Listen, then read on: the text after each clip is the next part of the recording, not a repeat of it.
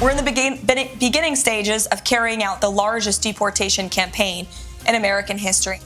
Pinaigting ng administrasyon ni US President Donald Trump ang laban nito sa mga Democratic-led states at cities ukol sa immigration sa pamamagitan ng mga bagong executive orders.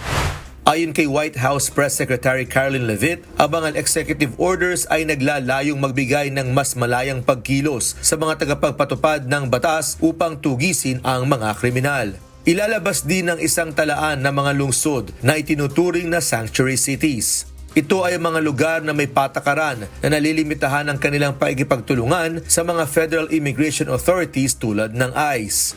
One of them is an executive order focused on sanctuary cities. It will direct the Attorney General, Pam Bondi, to provide a list of sanctuary cities back to the administration. We will review those. If those sanctuary cities are breaking federal law, Posible namang matanggalan ng federal funds ang mga lungsod at estado na mapapasama sa listahan at makasuhan, kabilang na ang paglabag sa RICO Act. Tinutukoy din ng utos ang mga estado na nagbibigay ng mas mababang tuition fee sa mga imigrante kumpara sa mga out-of-state U.S. citizens. well, then the Office of Management and Budget is going to look at their federal spending. Again, if you're defying federal law, you are threatening your own federal spending by doing that.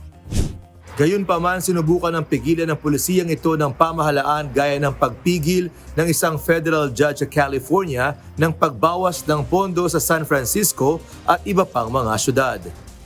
Nagpahayag din ng pagtutol ang mga opisyal ng California tulad din ng Attorney General Rob Bonta at Council Member Hugo Soto Martinez na sinasabing labag sa konstitusyon ang mga hakbang ni Trump at isa lamang itong pananakot. Sanicos UNTV News and Rescue, USA. Diyos ang aming sandigan, serbisyo publiko ang aming pinahahalagahan.